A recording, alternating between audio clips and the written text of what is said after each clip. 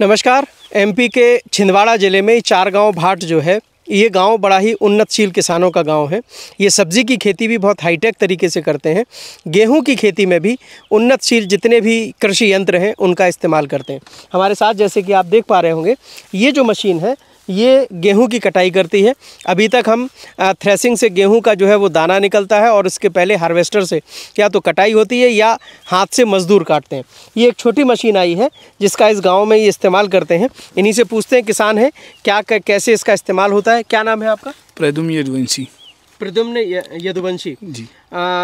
कौन सी मशीन है ये और क्या काम करती है? ये BCS मशीन है। ये गेहूं काटने का काम करती है और धान भी काटती है। धान भी काटती है। तो इसकी कितनी कीमत होती है इस मशीन की? इसकी अभी फ़िलहाल है 5,25 और सब्सिडी में है ये 3,25 की। ये सरकार की तरफ से सब्सिडी इस पर मिलती है? सब्सिडी इस पर मिलती है। अच्छा। और ये किस कंपनी की होती है? ये BCS कंपनी की है। अच्छा। ये कितने साल हो चुका है, मतलब इस मशीन की अगर लाइफ कहें तो कितने साल तक ये चलती है? ये अभी 3 साल हो गए इसके।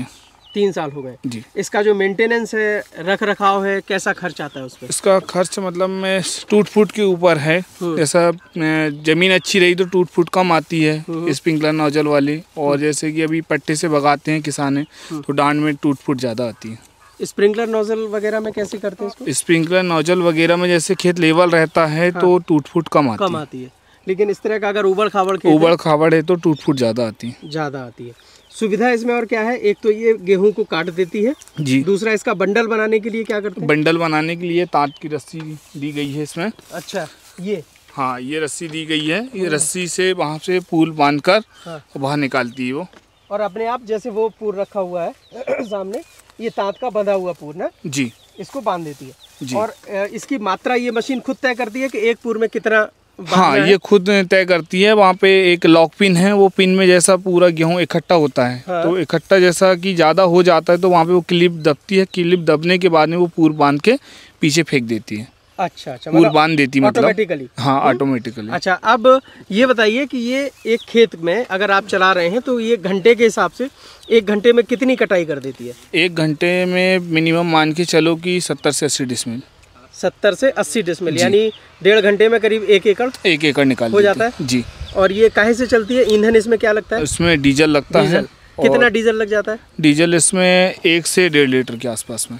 1 से 1.5 लीटर जी। इसको अच्छा माइलेज मानते हैं? हाँ, मतलब किसानों के लिए किफ़ायती है? नहीं, बढ़िया किफ़ायती है, फ़ायदेमंद है। अच्छा। और कितना फिर चार्ज करते हैं आप इसको किराए पर भी चलाते हैं और अपने यहाँ भी चलाते हैं? जी हाँ, किराए पर भी और अपने यहाँ पे भी। तो ये छोटे किसानों के लिए ज़्यादा बेहतर? हाँ, छोटे किसानों के लिए बहुत बेहतर। हाँ, जिनके खेत छोटे हैं या प्लाट छोटे हैं, आजकल प्लाटिंग थोड़ी कम हो गई है, वो हिसाब से मतलब ये किसान के लिए फ़ायदेमंद है। जैसे बड़े हार्वेस्टर नहीं चल पाते हैं तो ये सुविधा उनके लिए। और जैसे भूसा भी किसानों को लगता है गाय भैंस के लिए तो उसके लिए भी मतलब बहुत अच्छी। लेकिन जैसे हार्वेस्टर से अगर किसान कटवा रहा है जी तो उसमें उसको दाना साथ में फसल निकल के उपज आ जाती है जी। लेकिन अब इसमें थ्रेसिंग अलग से करवानी पड़ेगी किसान को, तो वो एक खर्च अतिरिक्त हो जाएगा। हाँ, तो इससे मतलब पिसाई करवाने के लिए जैसे उसके साथ में जैसे गाय भैंस किसान पालते हैं हाँ, तो उनके लिए भूसा मिल जाता है इससे। अच्छा, तो जिस तरह से किसानों को अगर हार्वेस्टर से वो फसल कटवा रहे हैं तो सीधे थ्रेसिंग का खर्च बच जाता है लेकिन भूसा नहीं मिल पाता। और इस मशीन से अगर किसान कटवा रहे हैं तो इससे उनको भूसा मिल जाता है, लेकिन थ्रेसिंग का जो पहले जैसे करते थे या तो मजदूर हाथ से काटते थे फिर थ्रेसर से उपज निकलती थी। अब जो है ये काम मशीन कर रही है क्योंकि मजदूर नहीं मिलते हैं। तो लेबर क्राइसिस के दौर में इस तरह की जो मशीन है वो किसानों के लिए एक मददगार साबित हो सकती हैं।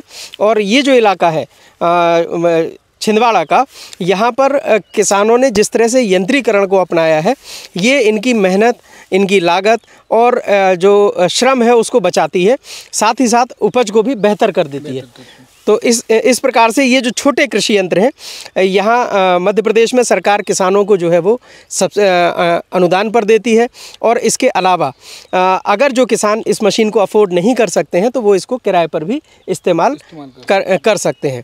तो चारगांव भाट गांव से किसान तक के लिए निर्मल यादव। अगर ये वीडियो आपको पसंद आया है तो इसे लाइक जरूर करें। अगर चैनल अभी तक सब्सक्राइब नहीं किया है तो कर लें और नोटिफिकेशन पाने के लिए बेल आइकन भी दबा दें।